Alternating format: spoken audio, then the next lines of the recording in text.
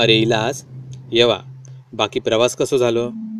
मी माझ्या लांबच्या मावशीकडे म्हणजेच गावी गेलो होतो. सकाळीच आमची गाडी तिथे पोहोचली होती. माझे आई बाबा माझ्या मावशी आणि तिच्या नवऱ्याशी बोलत होते.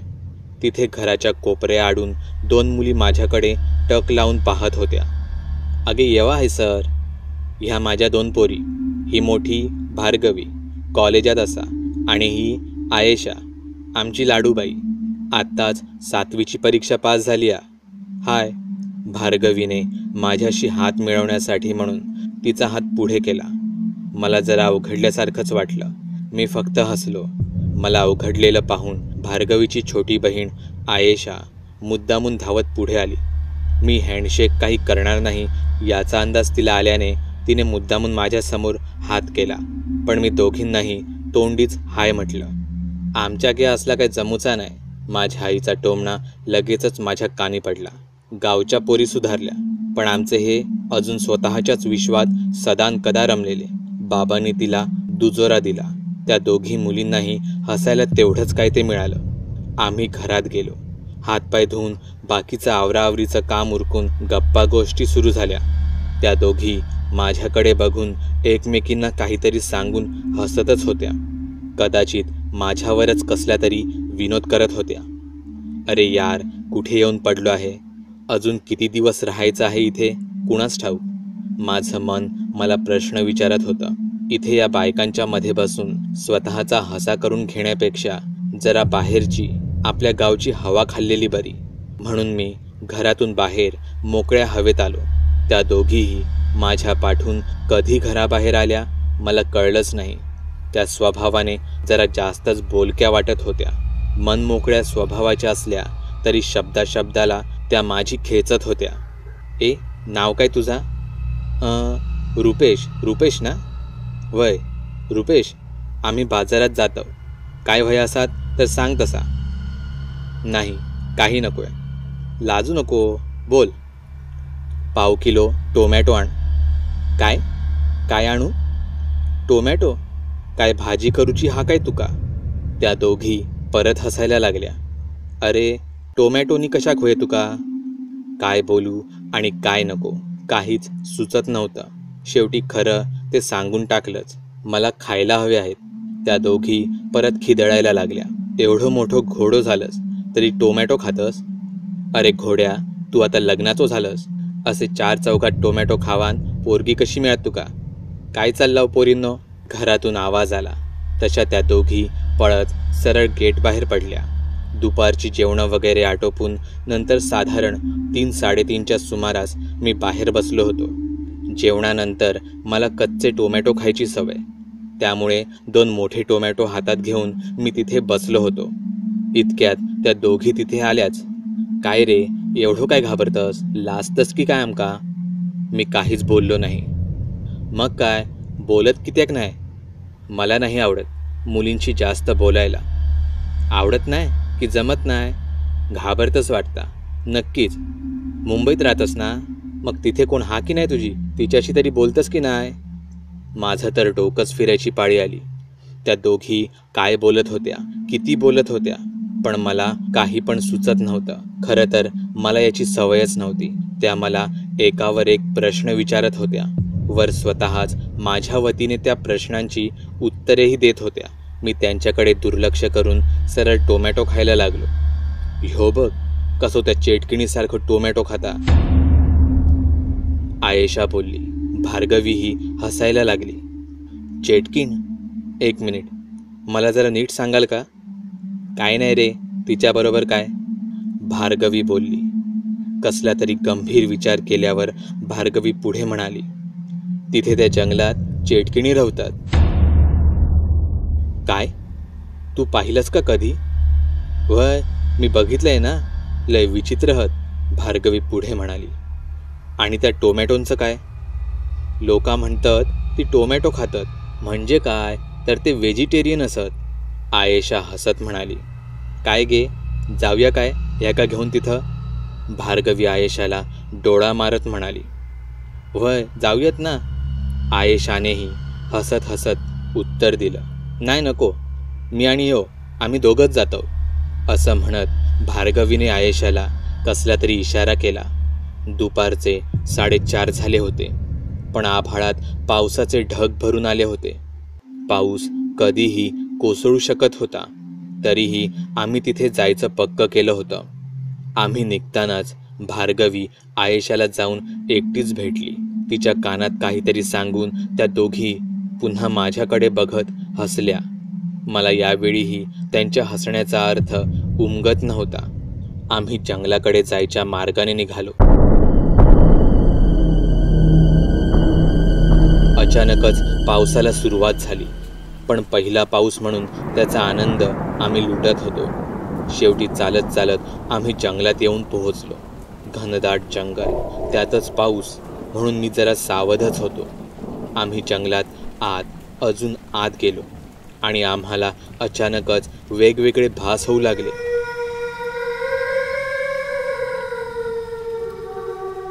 कोणीतरी आमच्या मागून येत होतं. कोणीतरी दडून आम्हाला पाहत होतं.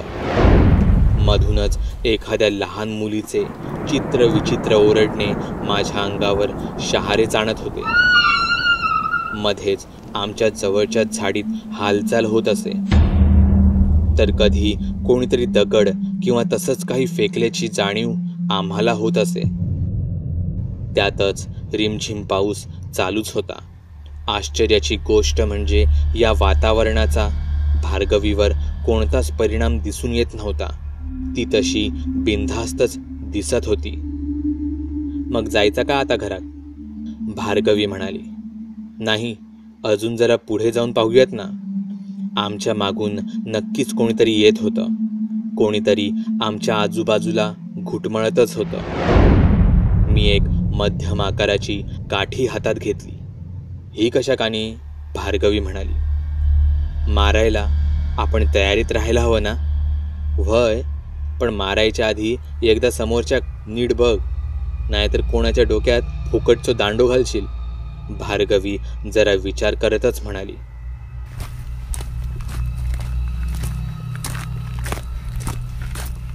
काही वेळ पुढे पुढे चालल्यावर,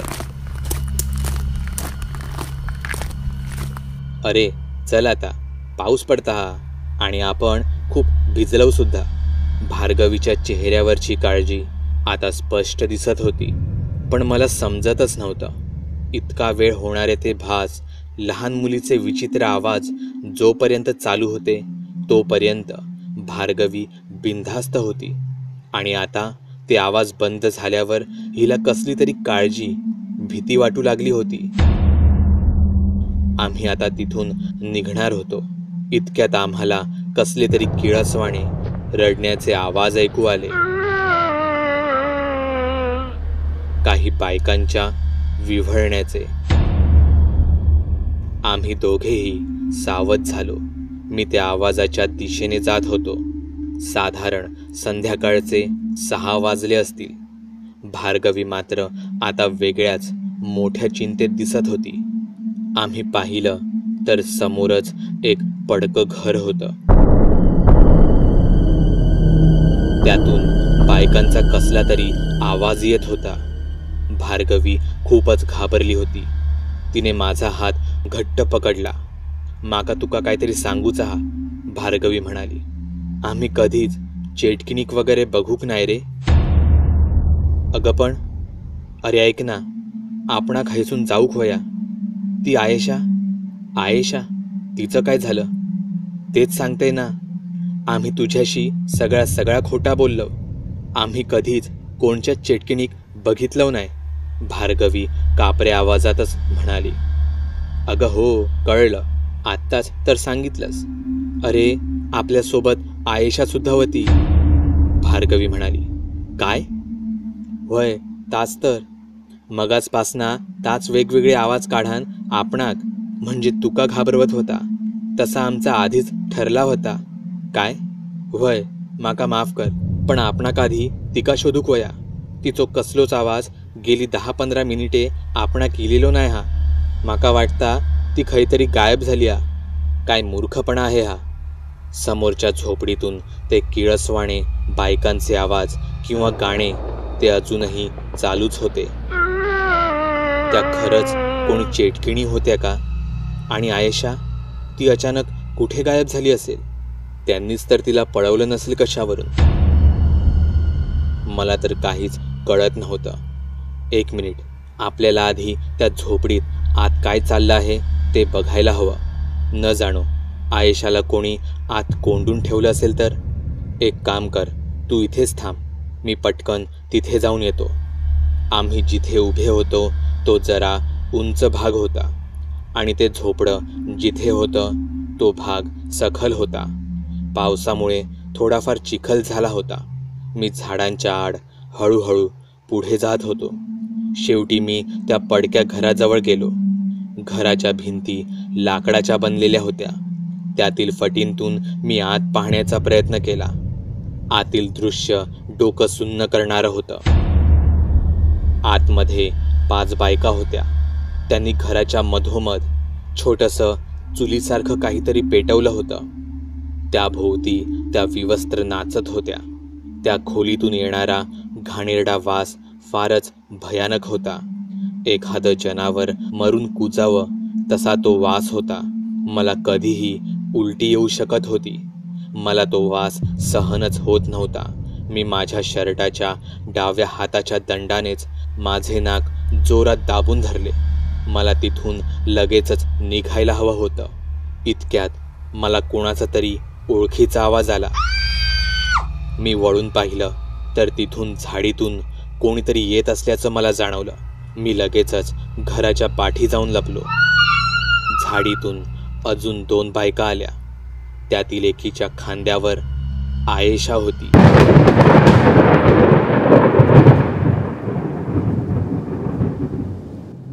आयेशा रडत होती.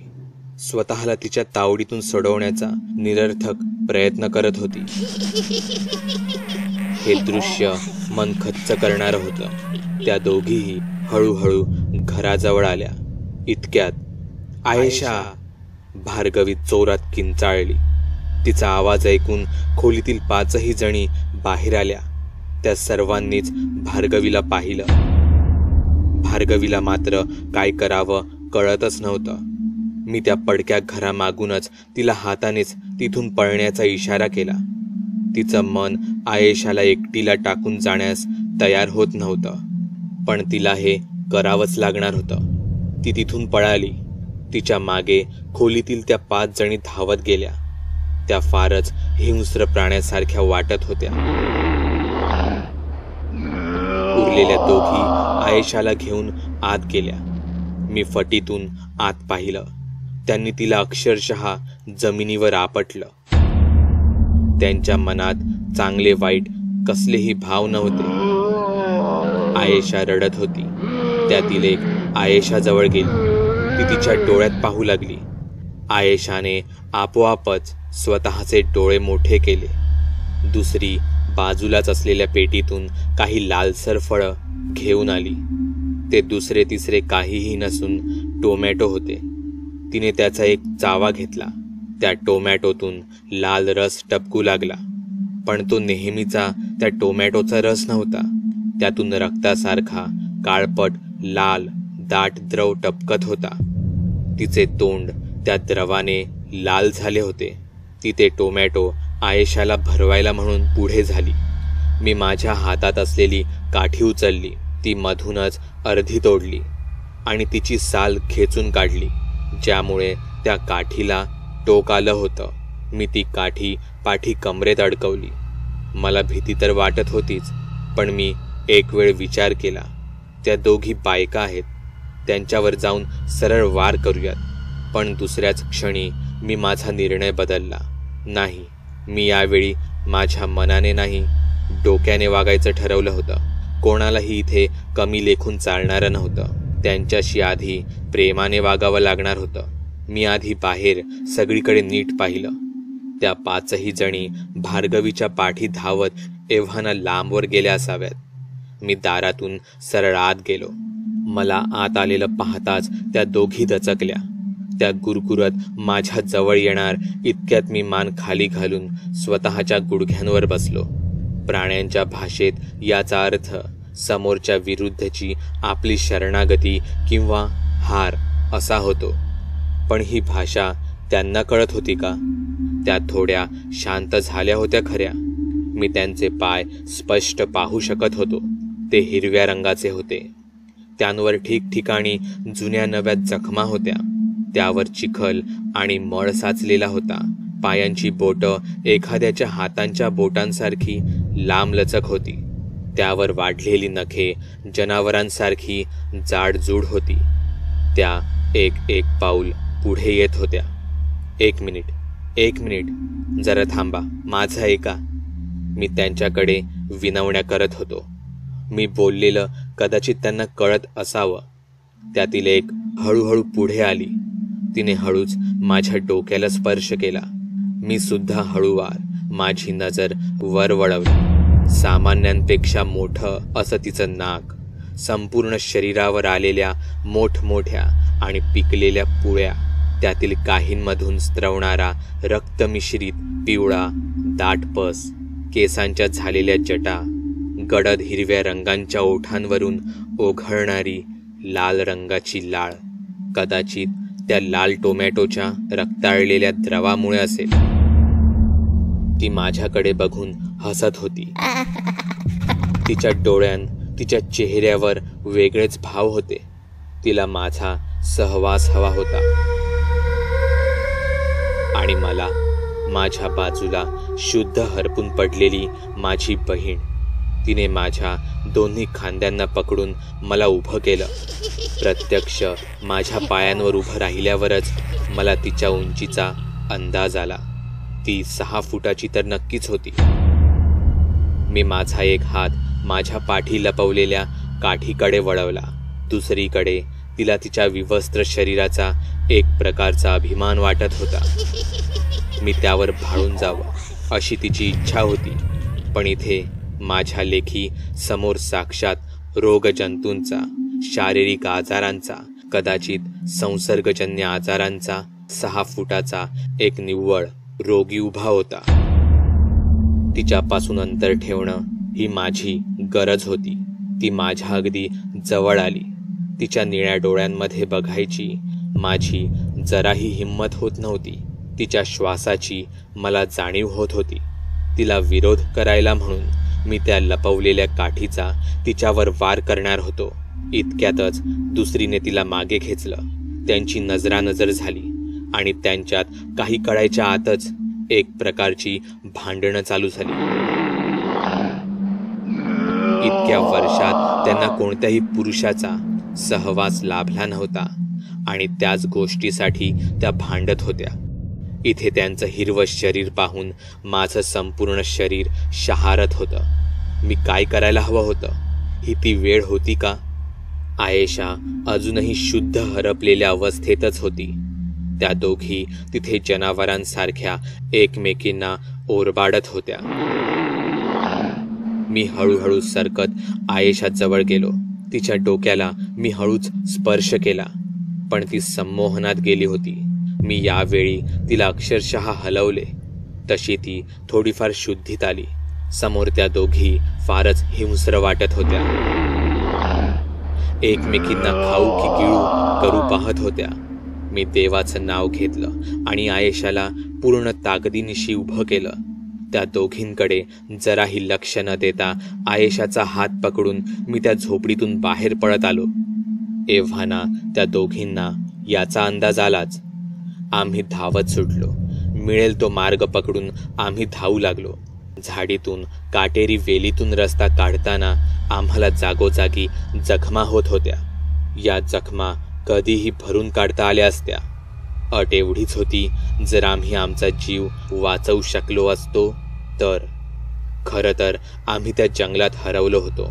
मी मनातल्या मनात सगळ्या देवांची नावे घेत होतो, पण माझ्या पाठी कोणी भूत नव्हतंच. त्या तर चेटकिणी होत्या. त्यांच्याकडे काळ्या जादू, काळ्या विद्या होत्या आणि यातून कोणताही देव मला वाचवू शकेल असं मला तरी वाटत नव्हतं. अचानकच आयेशा पाय अडखळून खाली पडली. बाजूलाच एक लाकडी ओंडका पडलेला मी पाहिला. त्याखाली मला नशिबाने बऱ्यापैकी जागा दिसली. पाऊस असल्याने जमिनीवर चिखल होताच, मी आयेशाला फरफटत त्या ओंडक्याखाली खेचत स्वतःही त्या ओंडक्याखाली घुसलो. सकाळपासून माझी छोट्या छोट्या गोष्टींवरून खेचणारी माझी बहीण आता माझ्या मिठीत राहून रडत होती. ती अशी खरंच किती निरागस वाटत होती.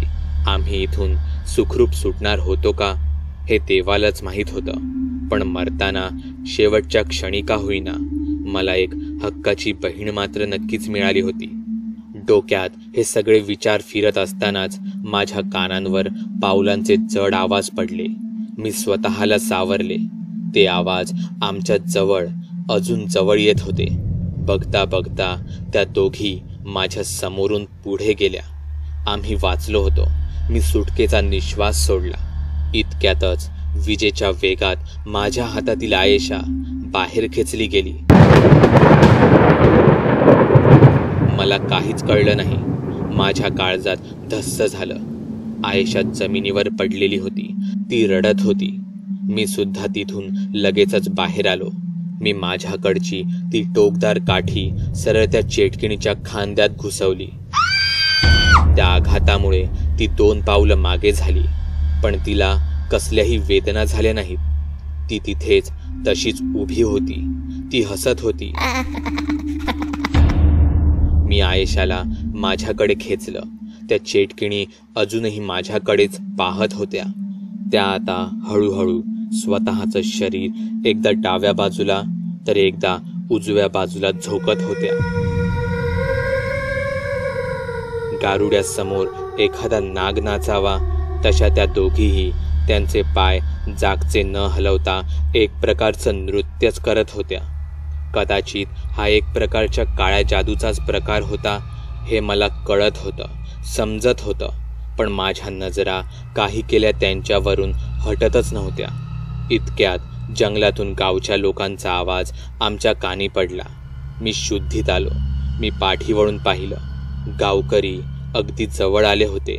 आत्ता आम्ही नक्कीच वाचणार होतो. किमान आमची प्रेतं तरी आमच्या घरच्यांना सापडणार होती. मी पुन्हा त्या चेटकिणींच्या दिशेने पाहिलं. त्या कुठे गायब झाल्या होत्या. मी सगळीकडे 4ही दिशांनी पाहिलं. त्या कुठेच दिसत नव्हत्या. इतक्यात भार्गवी आमच्या घरच्यांना आणि काही गावकऱ्यांना घेऊन तिथे आली. काय झाला? खयत त्या चेटकिणी. चला रे, त्यांका आज मारूनच टाकूयात. गावकऱ्यांचे ते बोलणे मी पूर्णपणे बधीर होऊन ऐकत होतो. त्या दोघी खरं तर मला कधीही मारू शकल्या असत्या हे त्यांना कधीच अशक्य नव्हतं. पण त्यांनी शेवटपर्यंत मला काहीच केलं नाही. काय रे पोरा, खयच्या मार्गान गेले आहेत ते? कोण म्हणजे काय? चेटकिणी? काय काका, कोणत्या जमान्यात आहात तुम्ही? चेटकिणी हा विषय खरा असू शकतो का? काय? सगळ्या गावकऱ्यांबरोबरच त्या भार्गवी आणि आयेशाचं तोंड सुद्धा खुलच राहिलं. मग तुमची ही अवस्था कोणी केल्यान? आमची अवस्था? ती भार्गवी झाडावरच्या माकडाला बघून पळाली आणि ही आयेशा चिखलात पाय घसरून पडली. तिचा मी हात पकडलेला होता म्हणून तिच्यासोबत मीही पडलो. तुम्ही पण ना काका? मी त्या चेटकिणींना वाचवत होतो की त्या दोघींना त्यांच्या चुकीची शिक्षा देत होतो ते मलाच कळत नव्हतं. कदाचित हाही त्यांच्याच एका प्रकारच्या काळ्या जादूचा परिणाम असावा. आम्ही सगळे तिथून निघालो. जमिनीवर पडलेलं ते चेटकिणीचं रक्त तेही पावसाच्या पाण्यात विरून गेलं. पण त्या चिखलात उमटलेले त्या चेटकिणींच्या पायांचे ठसे ते अजूनही तिथेच तसेच होते. कदाचित दुसऱ्या एका सावजाची वाट बघत.